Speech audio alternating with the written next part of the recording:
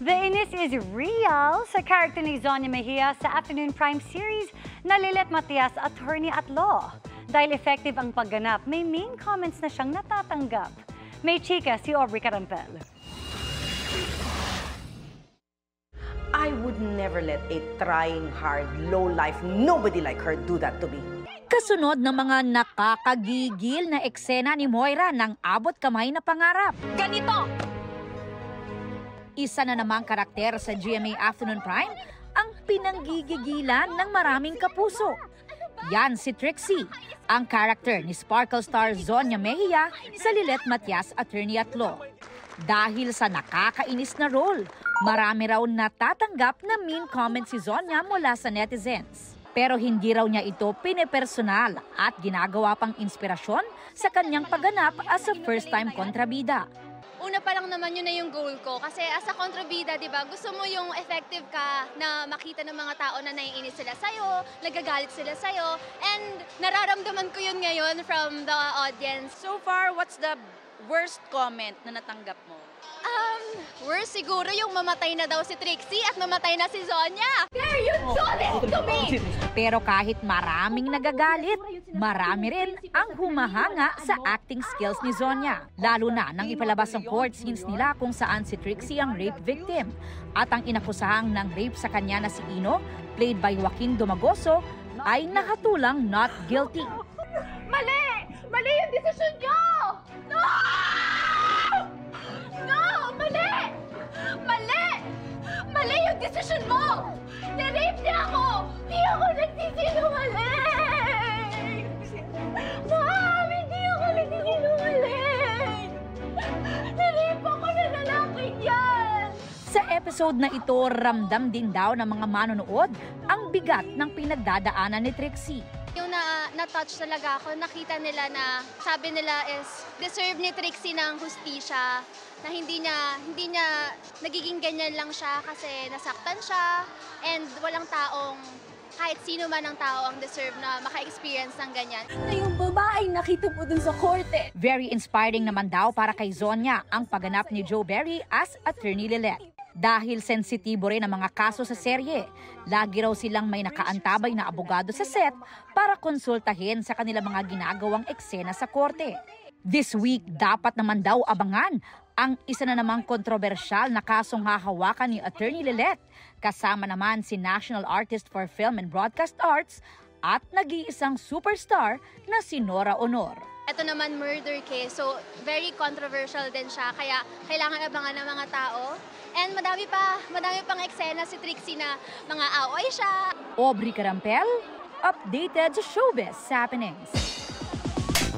Sa mga na high blood sa royal blood, asahan ng mas intense na eksena spin-off nitong Widow's War. Si Bea Alonzo proud na proud sa kakaibang kwento ng pagmamahal sa pamilya, pati na sa galing ng kanyang co-stars. Makichika kay Nelson Canlas. Ang mundo ng pamilya Palacios, mayaman,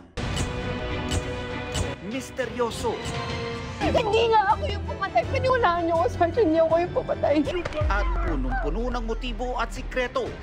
Sa pagpapatuloy ng GMA Integrated News interviews with Bea Alonzo, ikinwento niya ang kaibahan ng kwento ng Widow's War sa ibang serye na kanyang ginawa.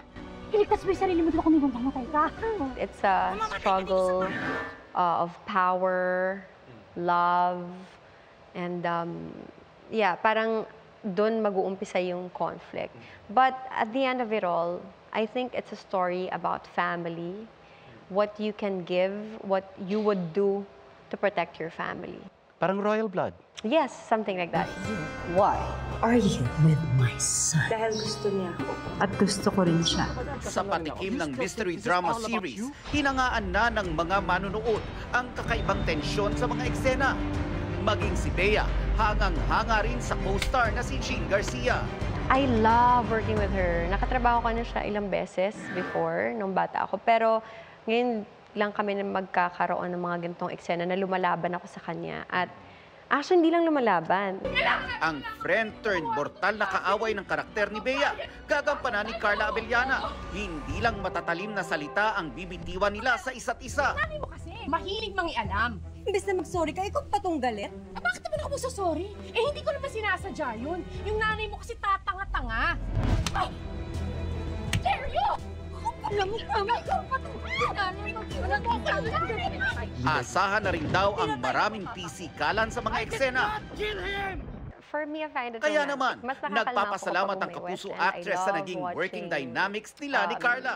Kahit first time magkatrabaho, naging iisa raw ang goals pagdating sa gusto nilang ilabas sa eksena.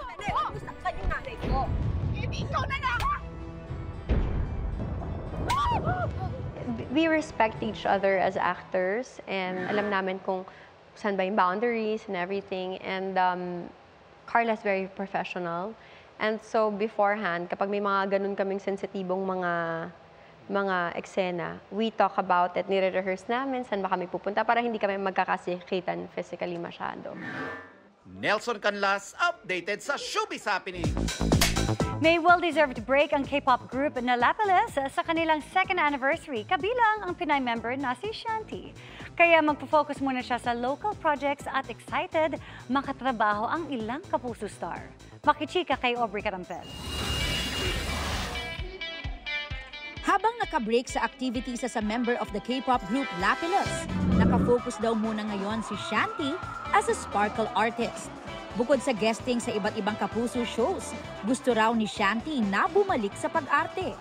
Ang wish daw niyang makasama. Siyempre, si Miss Marian Rivera po talaga yung pangarap ko. And of course, yung friend ko rin po dito, si Zonia Mejia. We've been friends po from a very, very long time. For a very long time, so it would be really nice to work with her also. Kasi siyempre, matagal-tagal na rin po since yung last acting experience ko, project ko. So I have to refresh my mind and everything. Naghahanda na rin daw si Shanti para sa pagdalo niya for the first time sa GMA Gala next month. Looking forward na raw siyang ma-meet doon ang fellow Kapuso stars. Isasama ko na rin yung pagka-fangirl ko po sa mga GMA artists. Gusto ko pong magpa-picture sa lahat po ng mga kilala ko pong celebrities po sa GMA.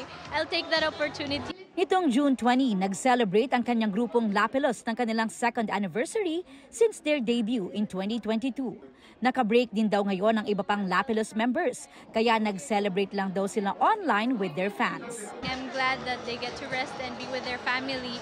Pero yun nga lang, of course, there's a side of me na sayang kasi hindi ko sila kasama na mag-celebrate. Pero I'm happy naman na yung mga Lapillus sa social media, sobrang supportive nila and they keep sending their love. Hoping si Shanti na magkaroon ng bonggang comeback ang Lapillus soon. Aubrey Carampel, updated sa Showbiz Happening. Mabilis na chikahan agad tayo para updated sa Showbiz Happenings. Miss Americana meets the Royals. Sa IG post ni Taylor Swift, nakipag-groovy siya with Prince William, Prince George, and Princess Charlotte sa kanyang Eras Tour in London. Kasama din sa photo ang real-life boyfriend ni Swift na si Travis Kelce. Like a bridge over troubled water, I will leave you. Another kilig moment ang hatid ng performance ni Asia's romantic balladeer Christian Bautista kasama ang 90s boy band na All for One sa Indonesian leg ng kanilang 30th anniversary world tour. Ilan sa kinanta nilang songs ay Beautiful Girl, Since I Found You, at The Way You Look at Me. Going international na ang Running Man Philippine star na si Buboy Villar. Bebida kasi si Buboy sa Japanese movie na Dito.